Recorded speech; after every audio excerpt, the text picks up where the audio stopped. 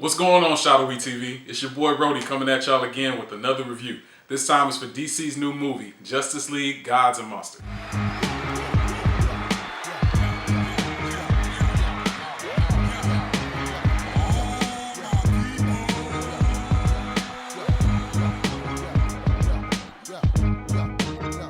Now, I actually want you guys to see a little bit of a movie while I'm talking about it. I wonder how I can do that. There we go. Alright.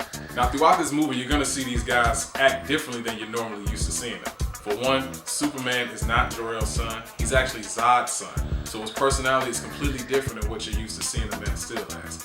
For two, Wonder Woman, she has similar abilities and same history, but she's had some troubles throughout the years that make her choices up to now completely different than what you're used to seeing. And then, of course, Batman, who has probably the most drastic change out of all three. I'm not gonna say that. All I'm gonna say is that his name makes similar to what he does throughout this movie, as you'll probably be seeing in this trailer. Now, throughout this movie, you'll see the heroes act pretty much the same as they do in the regular Justice League comics, but their actions towards humans are very, very, very different than what you're normally used to seeing. They're way more violent. It's a lot more blood, and I definitely recommend, if you're used to seeing them in one way and don't want to see that change, you might want to stay away from this movie, especially if you're a younger kid, because it's definitely a lot of blood and violence in this movie.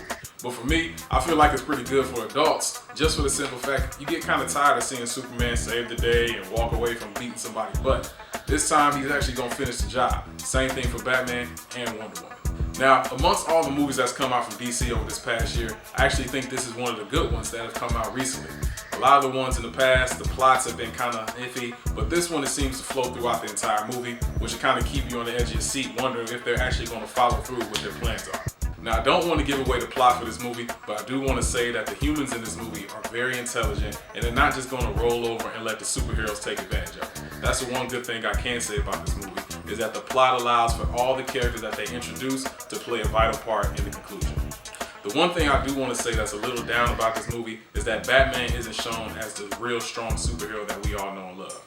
You see, I love Batman. I have him in my figures all throughout my room.